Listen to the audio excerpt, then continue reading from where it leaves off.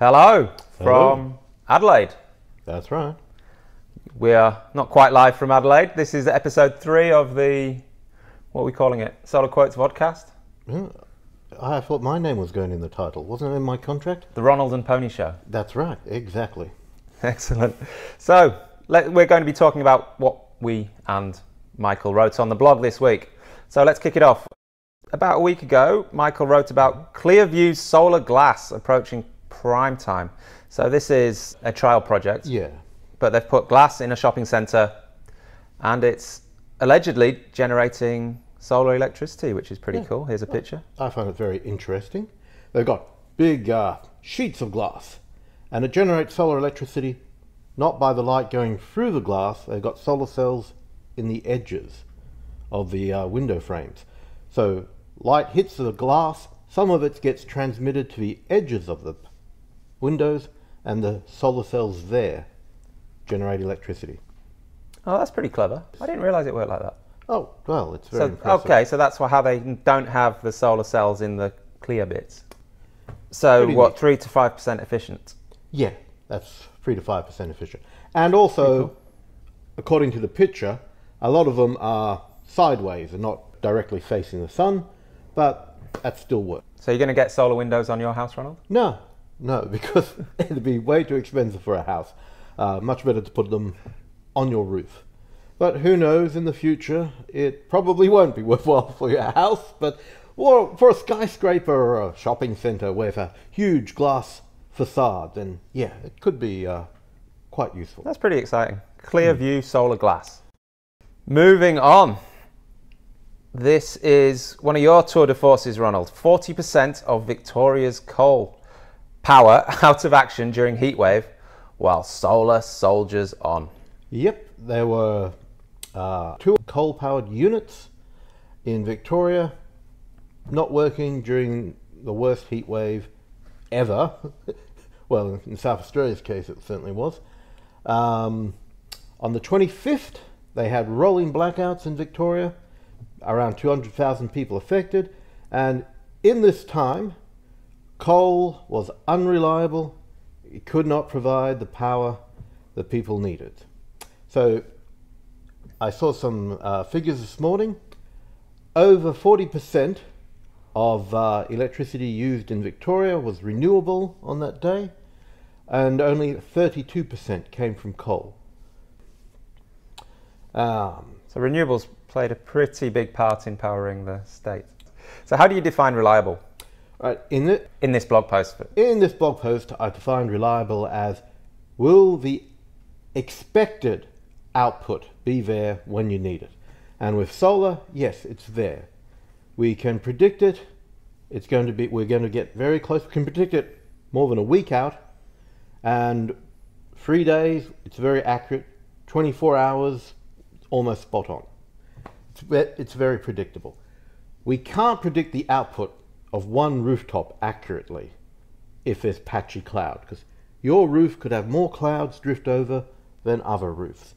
But because there are so many systems spread over a wide area, we know with a high degree of precision how much output there's going to be from rooftop solar. And because even with solar farms, because they're spread around too, we can also work it out for them. What about wind? Wind is similar. Personal experience, you know that the wind can vary, but it's very predictable also. So you're defining reliable as it will produce energy when we expect it to produce energy. That's right. Not it will produce energy 24 hours a day, 7 days a week. Yes. Yada, yada, yada. That's right. That's a different definition there.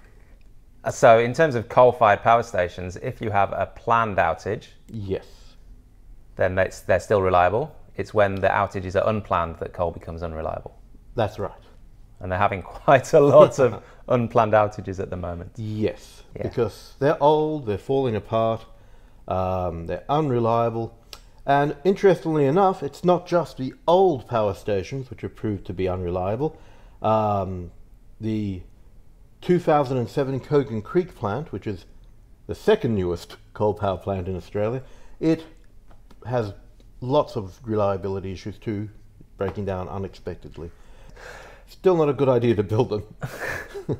So a few of the commenters are still banging on about baseload, and implying the only reliable energy is baseload. So I've got a friend who has a saying, which is baseload is bullshit. Now this is really hard for especially old engineers or retired power station operators who for 50 years, their entire mindset has been baseload is how you generate reliable electricity. But it is changing and baseload is disappearing, and you can, if you have reliable power, defined as you know when it's going to be generating energy to a high degree of certainty. If you have reliable power, you can fill in the gaps with dispatchable power, whether that's gas, hydro, batteries, whatever. Thermal storage. Yep, thermal storage. Then you can have a modern, reliable, high-powered grid. Okay, moving on. This is an interesting one, written by our earnest colleague Michael. WA's future battery industry strategy launch. So WA government have realised that WA basically has all these resources under the ground. Let's go, there's a list of them here.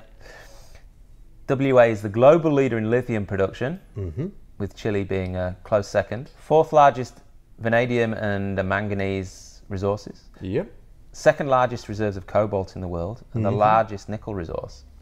So, I mean, that's a shopping list for building all sorts of batteries. Yeah, oh yeah, definitely. So, the thrust of the article is the WA government saying, we've got all this stuff under the ground, why aren't we building the batteries here? Would you like me to write them a letter and tell them why they're not? No, just tell them now. Okay.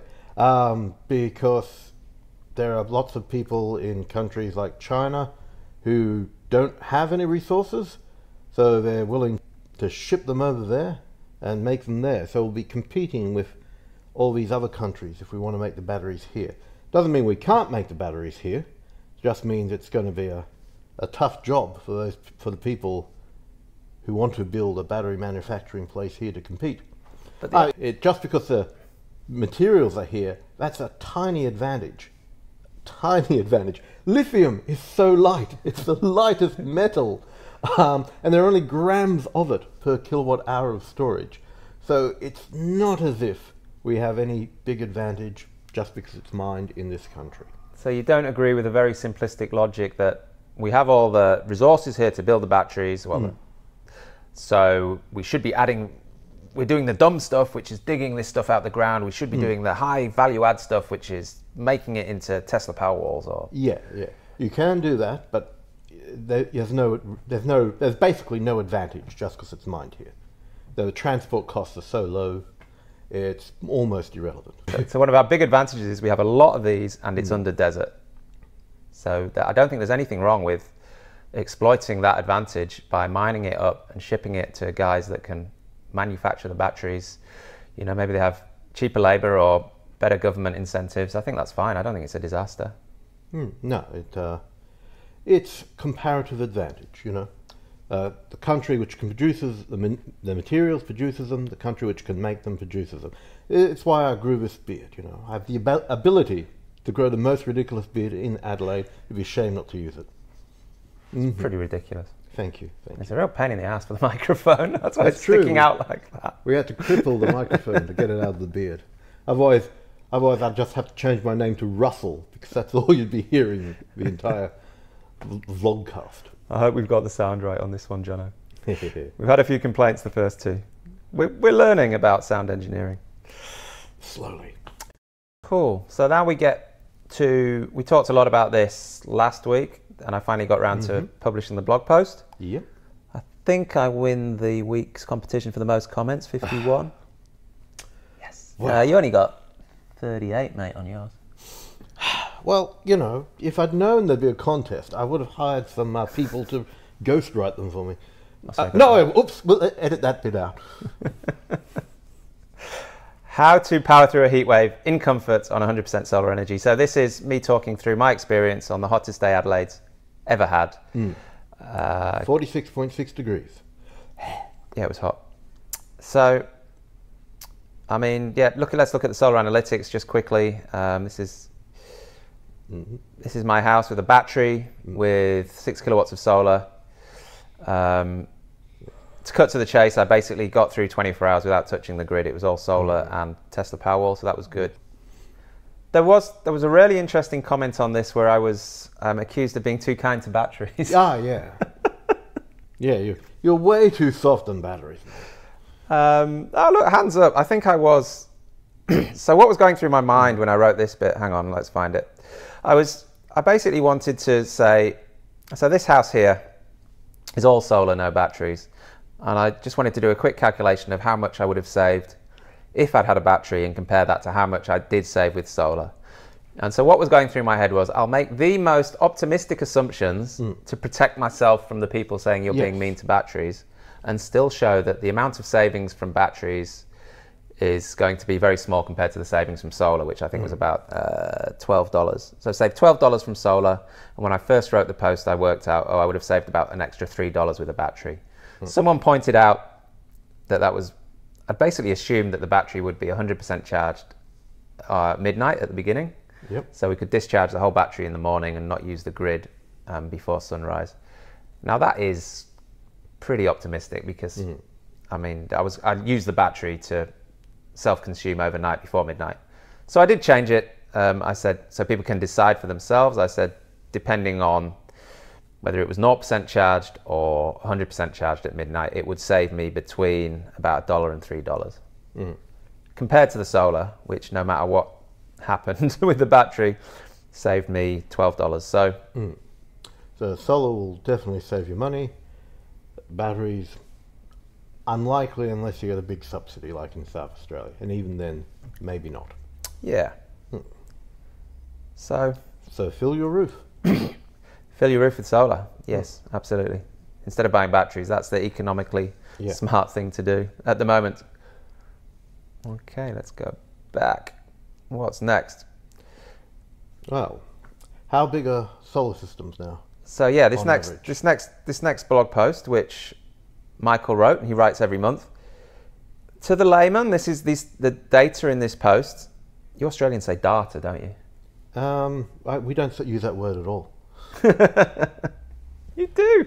Yeah. No. In university, I did a unit called air analysis and statistics, because we avoid the word data because we're kind of embarrassed. Well, I call it data. Well, fair enough. The robot in Red Dwarf is called Data, not Data. That's Star Trek. The robot in Star Trek is called Data, not Data. Dear Internet, we apologise profusely. Please don't inundate our mailboxes. Isn't he? Don't they call him Data? I think he's called... I'll do my Picard voice. Data. It's Patrick Stewart. He's English. He calls him Data. Okay, all right. That's the same Star Trek. Like I said, we avoid the word entirely because we don't know how to say it. That's my story. I'm sticking to it. I'm from Queensland. If you're Queensland and you disagree with me, you're wrong. Back to the programme. Yes. The Aussie report, which stands for Australian Solar System Interest and something else report. Index. Australian Solar System Interest Index. Now, this is pretty dry stuff, so it doesn't get a whole load of shares on Facebook or anywhere else. It's so dry, it's like eating 9 Sayer biscuits with nothing on them at once. Yes, but it's really important. If you're a solar installer, this is really useful stuff if you want to see what people are actually asking for. This is from thousands and thousands of inquiries. So what's it saying about solar system size? We'll just pick on a couple because we don't want to bore you. What does it say about solar system size, Ronald? Where is it? Well, I think you just missed it. But anyway, from memory, most solar systems being installed are 6 kilowatts and up. So that's pretty big. Yeah, they're getting bigger all the time. So I was speaking to a solar installer the other day, and his average system size is 10 kilowatts. So he tells me, and other solar installers are telling me, that people really are getting the message. Just fill your roof with solar. Solar panels are so cheap. The rebate is skewed towards how many solar panels you put on, not how big your inverter is. And people really do seem to be getting the message that in almost all situations, hand on heart, it pretty much makes sense to fill your roof with solar. And it's good for everyone that there's more solar going on roofs, I think. The other I won't go through all of these things because we'll bore people stupid, but the other really interesting thing, and this is where our data totally disagrees with it, or I think pretty much everyone else's data out there that you hear about, especially in the mainstream media. And it's this here. It's basically saying that 8% of people who asked for quotes wanted batteries with their solar. Mm-hmm. Now, the numbers I'm hearing bandied about by other people are 40% plus. Yeah, I don't understand how it could be Well, that we're not high. seeing that. That's from probably 5,000 inquiries. So it's pretty good data. This isn't a perfect random sample, but, you know, it's going to be very... Well, it's skewed, isn't it? Yeah, yeah.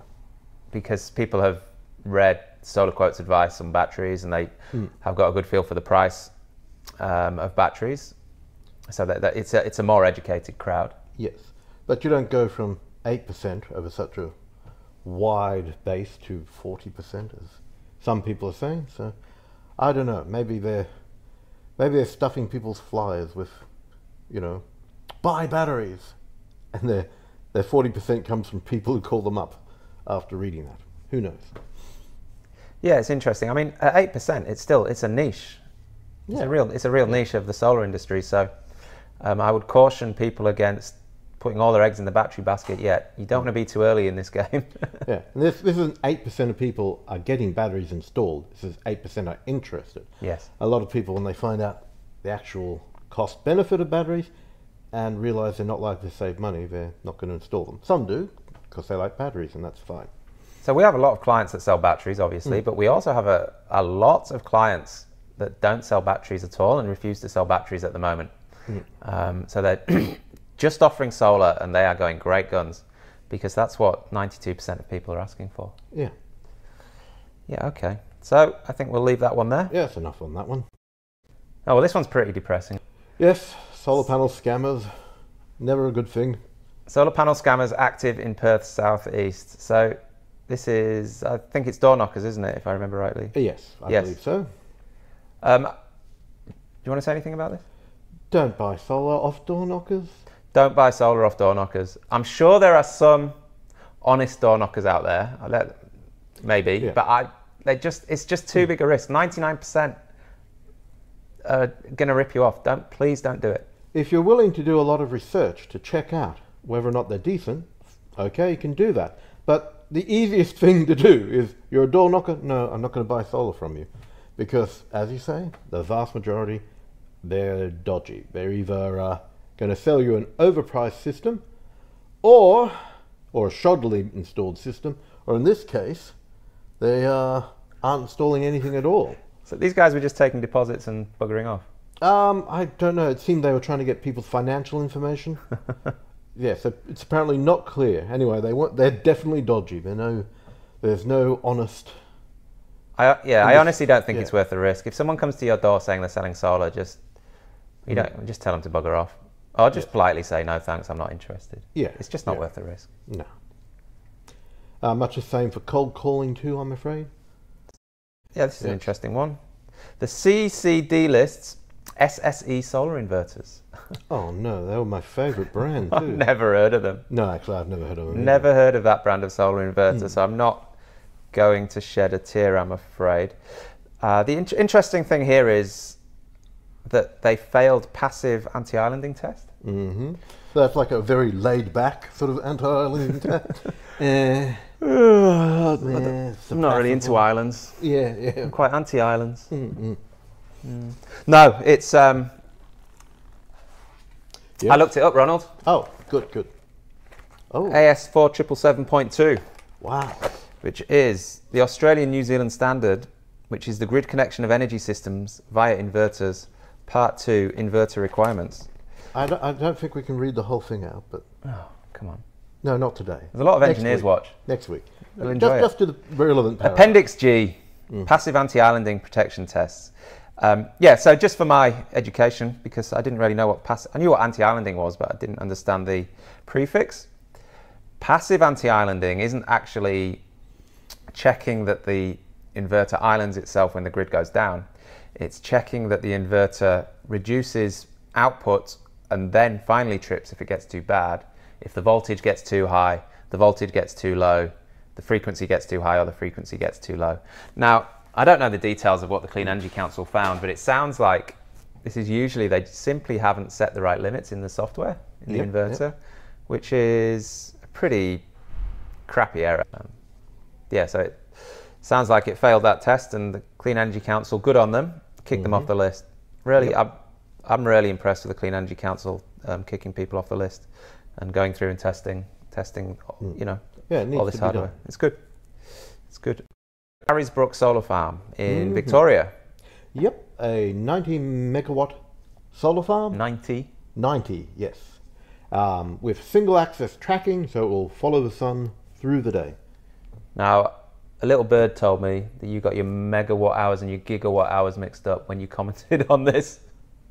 Maybe? Or could have been internet gremlins? Clear your desk. Anyway, go on. Before you clear your desk. Okay. So this will generate roughly 20% more electricity than if the panels are just fixed. They just don't move. So it's a really simple mechanism. It's just just loop, loop. east, west.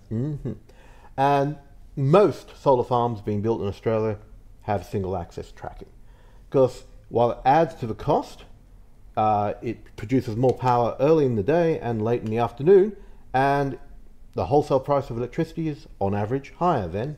So it definitely pays for How much itself. more energy compared to fixed? About 20% more. Right. So, but that energy would be more valuable. Yeah, yes, it produces. So with a fixed array, it starts off low in the day, peaks at noon, then falls off. It's more U-shaped with single axis tracking. Yeah, right. Yeah, that's interesting. And $1.22 a watt. So pretty cheap for Australia, but other countries are doing it for less. But we're catching up. How much extra? Do you know how much extra they're paying for the tracking? No, I don't know how much extra it is now. But clearly it pays for itself, otherwise they wouldn't do it. Clearly. Next, Australian gold mine solar and storage project to commence in May. What's that about? There's a gold mine, the Granny Smith gold mine. Yeah, it's a cool name. Cool. It's off-grid, or I'm sure it is. They currently have gas generators there, and they're installing solar. And even though they have the gas generators there, they're also installing a battery. So even though... And solar. Oh, yes, they're putting solar and a battery. Yeah. And even though in Western Australia the price of natural gas is roughly half that in the Western States. Western Straits? Sorry, Eastern States. Eastern States. Yeah. Western Straits, Eastern Straits. These geographical peculiarities aren't important. They're still going for the solar and they're still going for the battery. Battery's not that big, but you know, still useful. Is that a bunch of greenies that just want to look good? Oh yeah. You know these gold mining companies. They're not interested in the bottom line. Of course it's the bottom line. They care about... You don't dig up gold from the ground unless you're interested in money. It's hard work. Yeah, good point. So clearly, for the off-grid, you're going to be putting in solar, you're going to be putting in batteries, and you might have a diesel generator for backup when you need it, but yes, the economic case is clearly there for renewables. It certainly is. Who would have thought? Here's your latest opus, Ronald. Yes. Is ARENA, the Australian Renewable Energy Agency, wasting taxpayers' money on useless consultant reports? In my opinion, yes, definitely. ARENA spends over 16 million a year, they did last year, on consultants. They pay for reports, and this would be fine if the reports were worth it. Now, I haven't read every report they've paid for, but the one I did read was not worth anything, I think, in my opinion. Because why not? It just left out information which people needed to fully understand the situation they're reporting on. Do you think they're just trying to please the client? Tell them what they want to hear, or? Possibly. I don't understand why ARENA commissioned this report, because ARENA needs hard, solid facts to decide what they should invest in, what they should finance, what renewable projects are worth money, being given money. This report would not help with that. In my opinion, if you read it, you would know less than you'd. It would make you dumber if you read that report. It was on hydrogen. People might think I just don't like hydrogen or something, but if you read the article, if you can go follow the link to the report, and you can read the previous article I wrote on hydrogen. I think I justify myself fairly well, but you know, go ahead and disagree. That's what the internet's for. I worked for the government once. How did that work out? I quit before I was fired. Put it that way. For about a year, I worked for CSIRO. Mm-hmm. I wrote a few reports. Yes. I remember one report. My boss, he asked me to write a report. He asked me to put certain information in it or answer certain questions. Can't remember what it was about. I like to be efficient with words, especially when I'm writing. So I think it was probably 4 or 5 sides. Handed it to him. I was pretty pleased with it. Very concise. 4 or 5 sheets of paper? Yep. He didn't read it. Yep. No? He looked at it, looked at me and said, needs to be thicker. Yeah, like a brick. I said, what? He said, it needs to be thicker. I said, when I drop it on my boss's desk, I want it to go thwock. I was like, mate, all the information's in there, read it. I don't want to waste anyone's time. Yep. Yeah, I mean, and that's, in my experience, that's how government works. They want big, thick reports. To cover their big, thick arses. Something like that. Yeah, I didn't last long in government. Yeah. Anything else you want to say on arena reports? No, but I did live in, I've been to Canberra, so it's too cold for me, so I couldn't work government either. So. Before we go on, this is what you make you're good at these observations, Ronald. Oh, thank you. Because you see this all the time and no one really calls it out. Where are we? Below the milking your kidneys part. The bit where they say we take no... Yeah. Oh, here we go. Yep. So the consultants that wrote this report, and all consultants in my experience do this when you commission a report, they say, right at the front of the report, while reasonable efforts have been made to ensure the accuracy, completeness and reliability of the material contained in this document, the authors accept no liability for the accuracy of or inferences from the material contained in this publication. I mean, it's a standard boilerplate disclaimer, but it's, I don't know how much it cost, but it would have been a very expensive report. Yes, they're saying our work is potentially useless. We tried, but if it's no good, too bad. If we made mistakes in this report that you paid for, and that causes you harm, whoa! Yeah. Look at me. I think the world would be a better place without these bullshit disclaimers. Yeah. I mean, I write stuff. I sometimes get things wrong once or twice. Megawatts, gigawatts, that sort of thing. But yeah, it's my responsibility. It's all on me. I try to fix it. I do fix it if it's pointed out to me. If you think I've made a mistake and you can convince me I've made a mistake, I will correct anything I've gotten wrong in an article. If you just send me a message saying bullshit, I'll assume you're agreeing with me. Yes, those people who are against me are bullshit. Yes, definitely. Oh, we missed out one. Oh, we missed out the most viewed post of the week. More solar power for Mornington Peninsula Shire Council. No, there was a more popular one than that. Really? Which one was that? I think my subconscious probably skipped it because I'm scared. What? You're a big strong man, Finn. What I'll read the headline. Scared of? Okay. A solar installer questions SolarEdge's reliability and SolarEdge is furious. So this is a post where I basically support a client who wrote a blog post about SolarEdge, and SolarEdge sent him a fairly fierce, from what I've heard, legal letter. And in the post, I'm not actually passing any judgment on SolarEdge hardware, because I'm kind of scared to. I'm basically saying that I defend Mark's right to share his experience of anyone's hardware, of anyone's company, and not worry about being sued, and not worry about, you know, high legal costs, you know, all the misery that is legal action. I don't want to live in an Australia where, you know, from my own selfish point of view, I'm scared about writing about companies' products.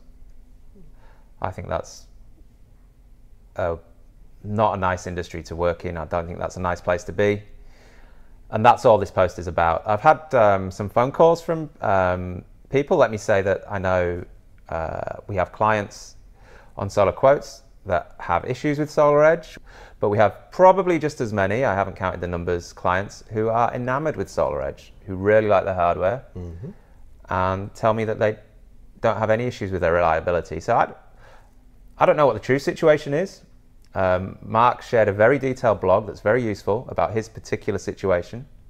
I'd love to do a blog post where I gather as much evidence as possible from the guys that love SolarEdge, the guys that don't like SolarEdge, and try and come to some kind of conclusion. But I'm kind of scared of doing that. Yeah. Because of SolarEdge's behaviour. Yeah. Well, you know, it's just not. It's not a good place for the industry to be. So, what I do in this post is I let people know what's happened, let them make up their own mind about what they think about what SolarEdge has done, what Mark's done, and that's that. I mean, I've been told by a number of people now that I shouldn't have taken sides in this. It's been quite well known in the solar industry that it's happening, but no one actually kind of published it on any mainstream forums. Are we a mainstream forum? Yes. We get a lot of traffic, and this has got an enormous amount of views. You know, I admit I'm on the side of freedom of speech. I'm on the side of people being able to criticize freely and debate freely. Yeah. And I personally think SolarEdge have handled this really badly. I think, in my opinion, they should have, if they disagree with what Mark's saying, or even, you know, say that what he's saying is not true, then I think they could come back with data, and they could come back with their own evidence, and they could settle the argument if their data is really strong. So, just if it goes to court, I think it's just lose-lose. I don't think SolarEdge will look good coming out of that. I hope they don't. Yeah. And it's quite seriously, all Finn has done is report on the situation. He's kept it interesting to read, but yeah, he's just saying what is happening, and like he said, not taking sides with anyone. And he's quite willing to give, if people have a dissenting view, he's willing to give them a platform. Yeah, the platform's there if you have a dissenting view. Mm-hmm. I mean, if you have a dissenting view on that blog post, then, and I have had people say this to me in the last few days, that they think Mark deserves everything he gets for saying what he said. I totally disagree with that personally, but there you go. If you can lay out a good argument as to why you think that's the case, I'll publish it, even though I disagree with it. Yeah. No problem. One interesting thing about that blog post is you'll see that I've switched the comments off. My lawyer advised me to do that, and that's one of the chilling effects of being scared of big companies. I mean, there's some freedom of speech that's been shut down. I'm not, call me a sook, call me a coward, whatever. I took his advice there, and I switched off the comments because, although we moderate the comments, it's more likely that something will get approved that SolarEdge take umbrage with, and so I mean, there's less freedom of speech in that respect because of all this kerfuffle. Moving on. On that happy note. Yes. Got a lot of views though.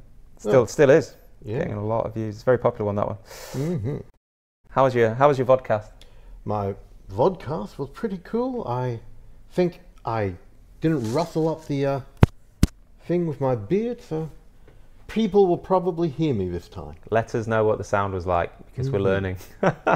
Still learning. And we'll see you next week. Yeah, take care.